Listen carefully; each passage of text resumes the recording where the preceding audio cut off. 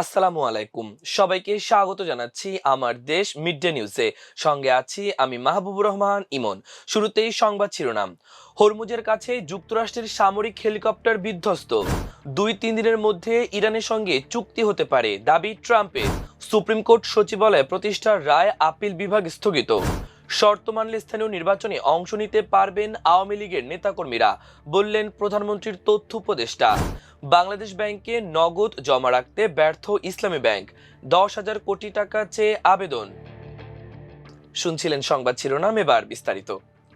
Hormuz প্রণালীর কাছে যুক্তরাষ্ট্রের একটি সামরিক হেলিকপ্টার বিধ্বস্ত হয়েছে।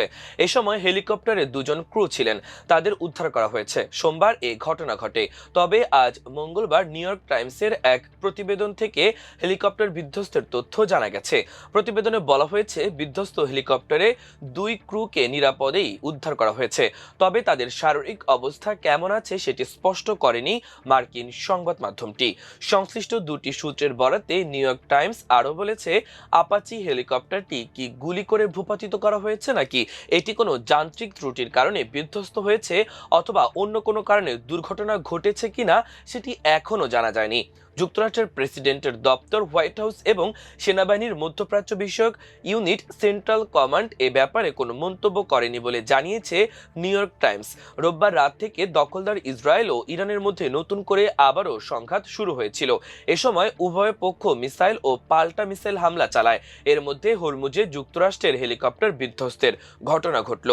গত 28 ফেব্রুয়ারি যুদ্ধ শুরুর পর থেকে ইরান প্রায় 30টি রিপার ড্রোন গুলি করে নামিয়েছে। কয়েকটি যুদ্ধ বিমানও ধ্বংস হয়েছে। তবে 3 মাসের বেশি সময় ধরে চলা যুদ্ধের মধ্যে এই প্রথম যুক্তরাষ্ট্রে কোনো অ্যাপাচে হেলিকপ্টার ধ্বংস হলো। আগামী 2 থেকে 3 দিনের মধ্যে ইরানের সঙ্গে চুক্তি হতে পারে বলে জানিয়েছেন যুক্তরাষ্ট্রের প্রেসিডেন্ট ডোনাল্ড ট্রাম্প। মঙ্গলবার সকালে সাংবাদিকদের ট্রাম্প বলেন, চুক্তি হলে ইরান আর পারমাণবিক অস্ত্রের অধিকারী হতে পারবে না, সঙ্গে গুরুত্বপূর্ণ হরমুজ প্রণালীও খুলে যাবে। এদিন মেডিসন স্কোয়ার গার্ডেনে এনবিএ বাস্কেটবলের ফাইনাল ম্যাচ দেখতে যান ট্রাম্প। সেখানে যাওয়ার সময় সাংবাদিকদের বিভিন্ন প্রশ্নের উত্তর দেন। মার্কিন প্রেসিডেন্ট পুনরায় জানান, নরবরে যুদ্ধবিরতির মধ্যে গতকাল ইরান ও ইসরায়েলের আবারও পূর্ণ মাত্রার সংঘাতে জড়িয়ে পড়েছিল, কিন্তু তারা আবার একে অপরের ওপর হামলা বন্ধে রাজি হয়েছে। আমরা একটি চুক্তির চূড়ান্ত পর্যায়ে আছি, যেটি হবে ভালো, খুবই ভালো চুক্তি। এর মাধ্যমে ইরান কোনোভাবেই পারমাণবিক অস্ত্রের অধিকারী হতে পারবে না। চুক্তির সঙ্গে সঙ্গে হরমুজ প্রণালী খুলে যাবে, আর চুক্তিটি আগামী 2 থেকে 3 দিনের মধ্যে হতে পারে। এদিকে সংবাদ মাধ্যম সিএনএন জানিয়েছে, ট্রাম্প এখন পর্যন্ত 37 বার ইরানের সঙ্গে চুক্তির দ্বারপ্রান্তে থাকার কথা বলেছেন, কিন্তু কাঙ্ক্ষিত সেই চুক্তিটি এখনো হয়নি। 3 মাসের মধ্যে সুপ্রিম কোর্টের জন্য পৃথক স্বাধীন সচিবালয় করার নির্দেশ দিয়ে হাইকোর্টের রায় স্থগিত করেছেন আপিল বিভাগ। একই সঙ্গে সুপ্রিম কোর্টের জন্য পৃথক স্বাধীন সচিবালয় প্রতিষ্ঠার রায়ের বিরুদ্ধে আপিল শুনানির জন্য আগামী 16 জুন নির্ধারণ করেছেন আদালত। আপিল নিষ্পত্তি না হওয়া পর্যন্ত হাইকোর্টের রায় স্থগিত থাকবে। মঙ্গলবার প্রধান বিচারপতি জুবায়ের রহমান চৌধুরীর নেতৃত্বাধীন আপিল বেঞ্চ এ আদেশ দেন। আদালতের রাষ্ট্রপক্ষে শুনানি করেন অ্যাটর্নি জেনারেল মোহাম্মদ রুহুল কুদ্দুস কাজল। অপর পক্ষে শুনানি করেন অ্যাডভোকেট মোহাম্মদ শিশির মনির। এর আগে সকালে 3 মাসের মধ্যে সুপ্রিম কোর্টের জন্য পৃথক স্বাধীন সচিবালয় করার নির্দেশ দিয়ে হাইকোর্টের পূর্ণাঙ্গ রায়ের বিরুদ্ধে আপিল শুনানি শুরু হয়। গত 21 মে হাইকোর্টের রায়ের বিরুদ্ধে আপিল করে রাষ্ট্রপক্ষ। গত 7 এপ্রিল 185 পৃষ্ঠার হাইকোর্টের রায় প্রকাশ করা হয়। এর আগে 2রা সেপ্টেম্বর বিচারপতি আহমেদ সোহেল ও বিচারপতি দেবাশিস রায় চৌধুরীর বেঞ্চ এই রায় দেন। আগামী স্থানীয় সরকার নির্বাচনে শর্ত মানলে কার্যক্রম নিষিদ্ধ থাকা আওয়ামী লীগের নেতাকর্মীরা অংশ নিতে পারবেন বলে জানিয়েছেন প্রধানমন্ত্রীর তথ্য সম্প্রচার বিষয়ক উপদেষ্টা ডাক্তার জাহেদুর রহমান। মঙ্গলবার সচিবালয় তথ্য অধিদপ্তর পিআইডি সম্মেলন কক্ষে সরকারের বিভিন্ন কার্যক্রমের অগ্রগতি নিয়ে সংবাদ সম্মেলনে প্রশ্নের জবাবে উপদেষ্টা এ কথা জানান।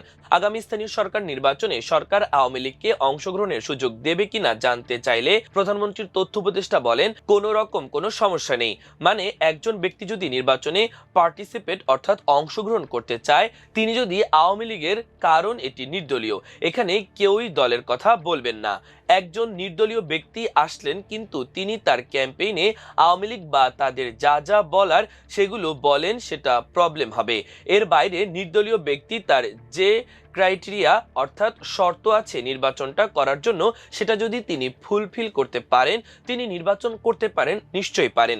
যদি নির্বাচনে আসা কারো আওয়ামী লীগের দলীয় পদ পদবি থাকে তাহলে কি হবে এই বিষয়ে তিনি বলেন, আওয়ামী লীগের পোস্ট পজিশন আসলে যেটা হয় আর কি, সংগঠনের কর্মসূচি যেহেতু নিষিদ্ধ আছে, এই পোস্ট পজিশন তিনি তো আসলে ব্যবহার করছেন না, তিনি করতে পারবেন না। ব্যক্তি হিসেবে যে কোনো কেউ যদি ক্রাইটেরিয়া যা আছে সেটা ফুলফিল করতে পারেন, তিনি যদি মনে করেন নির্বাচন করবেন, তিনি নির্বাচন করতে পারেন। সরকারের দিক থেকে বাধা দেওয়ার কোনো কারণ নেই এই ব্যাপারে। বাংলাদেশ ব্যাংকে নগদ জমা বা সিআরআর রাখতে ব্যর্থ ইসলামী ব্যাংক। কেন্দ্রীয় ব্যাংকের সাবেক ডেপুটি গভর্নর খুরশিদ আলমের নিয়োগ বিতর্কে ইসলামী ব্যাংকে অস্থিরতা শুরু হয়েছে। ইতোমধ্যে গ্রাহকরা ব্যাংক থেকে 4,000 কোটি টাকার আমানত তুলে নেয়। এর প্রভাবে ইসলামী ব্যাংক কেন্দ্রীয় ব্যাংকে সিআরআর রাখতে ব্যর্থ হয়েছে। এজন্য কেন্দ্রীয় ব্যাংকের কাছে 10,000 কোটি টাকার তারল্য সহায়তা চাওয়া হয়েছে। ব্যাংকের শীর্ষ পর্যায়ের একজন কর্মকর্তা এই তথ্য নিশ্চিত করেছেন। ওই কর্মকর্তা বলেন, বাংলাদেশ ব্যাংকের সঙ্গে আমাদের প্রিন্সিপাল অ্যাকাউন্ট এখনো পজিটিভ আছে, তবে সিআরআর ঘাটতি হয়ে গেছে। প্রিন্সিপাল অ্যাকাউন্টে সিআরআর মেনটেন করার জন্য সীমা থাকে, সেই সীমার নিচে গেলে সিআরআর ঘাটতি হয়ে যায়। ব্যাংক এখন সেই সীমার নিচে চলে গেছে। তিনি বলেন, প্রিন্সিপাল অ্যাকাউন্টে 7,015 কোটি টাকা ছিল, কিন্তু সেটা এখন কমে 2,600 কোটি টাকায় নেমে গেছে। এজন্য আমরা কেন্দ্রীয় ব্যাংকের 10,000 কোটি টাকার তারল্য সহায়তা চেয়েছি। ক্ষমতাচ্যুত আওয়ামী লীগ সরকারের সময় ইসলামী ব্যাংক থেকে নামে বেনামে এস আলম গ্রুপ ঋণ নেওয়ার ফলে ব্যাংক সিআরআর ঘাটতিতে পড়ে। একই সঙ্গে কেন্দ্রীয় ব্যাংকের চলতি হিসাবে অর্থ রাখতে ব্যর্থ হয়। তবে অন্তর্বর্তী সরকারের সময় ব্যাংকটি ঘুরে দাঁড়াতে শুরু করে। কয়েক মাসের মাথায় সিআরআর ঘাটতি থেকে বেরিয়ে আসে ব্যাংক। একই সঙ্গে কেন্দ্রীয় ব্যাংকের চলতি হিসাবে অর্থ জমা রাখতে সক্ষম হয়। তবে নতুন সরকার দায়িত্ব নেওয়ার পর ফের ইসলামী ব্যাংকে অস্থিরতা শুরু হয়। গত 24 মে বাংলাদেশ ব্যাংকের পরামর্শে ইসলামী ব্যাংকের চেয়ারম্যান অধ্যাপক এম জুবাইদুর রহমান পদত্যাগ করেন।